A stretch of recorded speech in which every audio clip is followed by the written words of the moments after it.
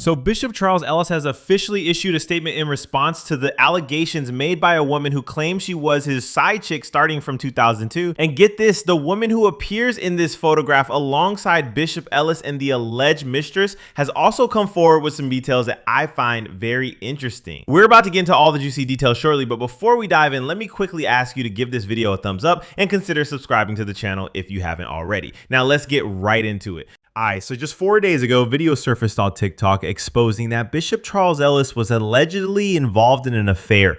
The woman who posted it claims that Bishop had an affair with her, and she backed up her story with pictures, videos, and even went live answering questions from viewers about the affair.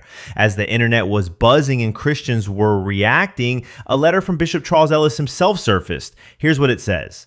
I, Bishop Charles H. Ellis III, Senior Pastor, Greater Grace Temple, am aware of social media posts shared by a former member of my congregation with whom I had an inappropriate relationship over 15 years ago. At that time, these indiscretions were addressed with my bishop in a redemptive process which included counseling. These posts include accusations, some of which are deeply troubling and untrue. Given the nature of several false claims being made, I have asked my legal counsel, Attorney Gerald Evelyn, to carefully review all matters, in particular an apparent joint bank account with my name on it. I have retained communications counsel Mario Morrow of Mario Morrow & Associates, LLC, to assist in addressing the situation appropriately.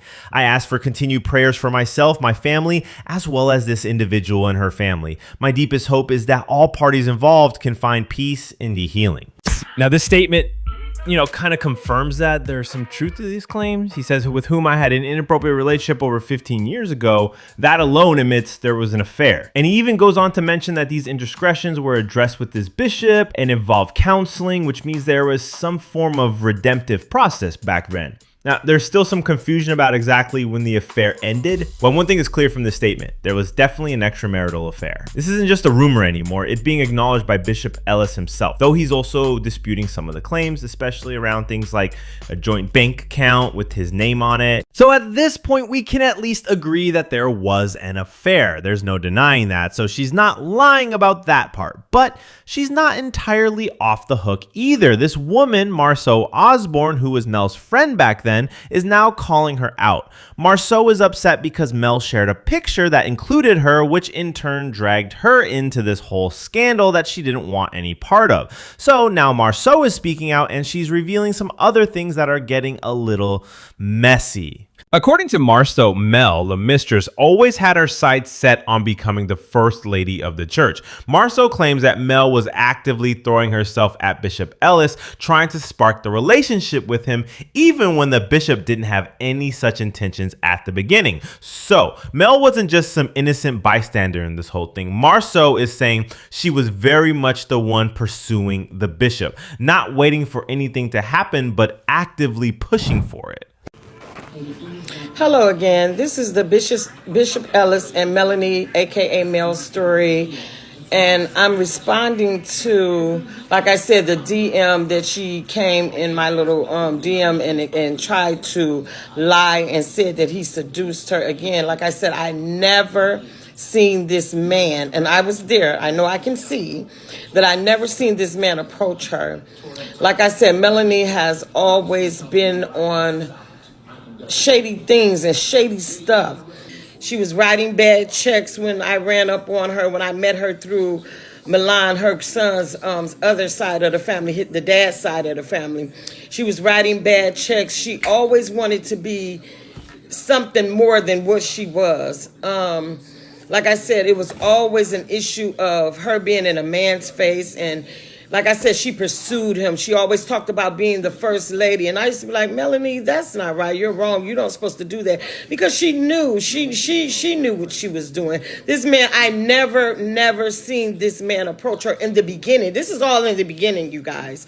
This is in the beginning of when this first transpired. I don't know what happened on the other end, the back end of the story, but this is the beginning of the story, how she used to run up in his face, how he always tried to her, because she ran the story that, whoa, it's me, I don't have anybody else, I don't have a family and all that. She was very flirty. She was always like I said, she was always in some man face, especially if she felt that she can gain something from it or get something out of it. She was really in their face. And like I said, Mel, you know, and I know that I came up with the idea of the prayer pillows, the embroidered prayer pillows, if the church can remember that. I remember we went in his office to fetch him the idea. You lied and said he gave me rent money for you, but it was mighty funny. He ended up, all money that he ever gave was to you. He gave you the money. We pitched him the idea. He gave you the money, and we went together to buy the embroidery machines, which never got done. That's why I walked away from it, because all we did was smoke weed. You never was really real on getting these pillows done. And yes, he gave me money for the idea that we pitched to him, you and me rather.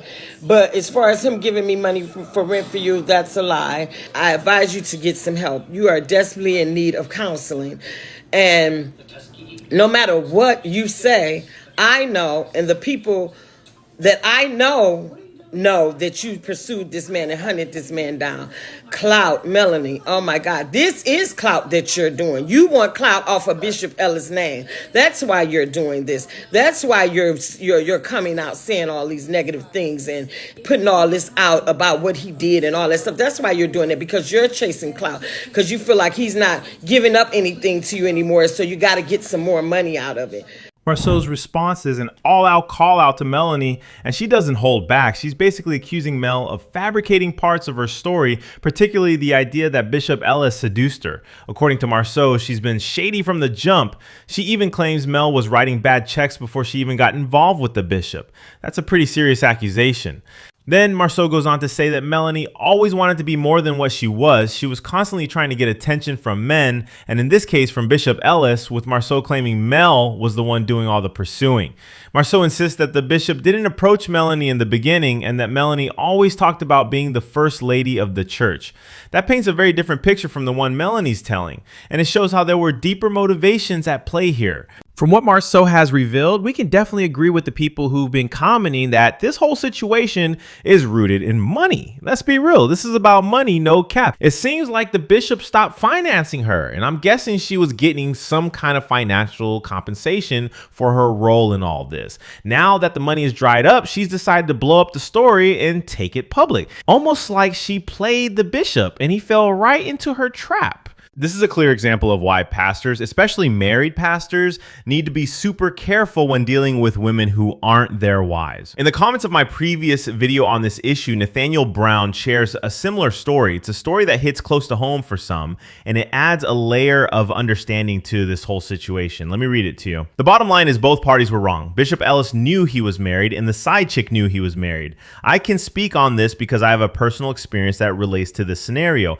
I was a married pastor, and the chick that started flirting with me knew that I was a married man, and at first I resisted her advances, but that didn't stop her persistence. There's an old saying that if you think too long about something, you will think wrong, and lo and behold, I fell into the temptation. All the while I was doing it, I knew I was wrong and attempted to break it off several times, but lust had a grip on my heart, and like a fool, I yielded. Lust blinded me so much that I became careless and irresponsible, and the female got pregnant. There was a mutual acquaintance that tried to warn me about the chick and how she bragged about what she was going to do and how she was going to take me from my wife. By that time, I was blinded by lust and felt like my marriage was over. I knew if and when my wife found out, it would be a wrap. To make a long story short, I confessed to my wife and she was devastated like I knew she would be, and I just knew it was over. But to my surprise, my wife said she wanted to work it out and work through it. During the same time, I felt the need to step away from the pulpit. Prior to this, the building we were leasing for the ministry was sold, and we didn't have a place to have Sunday services. So I took this as a sign from the Lord to go to counseling and work on me and my family. To make a long story short, I stepped away from the pulpit and gave up the church.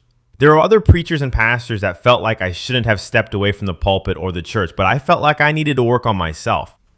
Many other pastors have found themselves in similar situations and have kept on preaching right through. However, the guilt and the weight of this sin would not allow me to do that. And secondly, I didn't want to get the church entangled in the mess I allowed myself to be in. Yes, in hindsight, I would have done some things differently.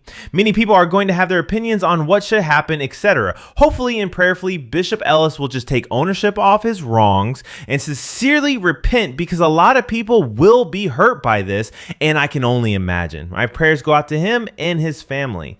This story is a reminder that pastors are human too. They make mistakes and the temptation is real, but the real test comes in owning up to those mistakes.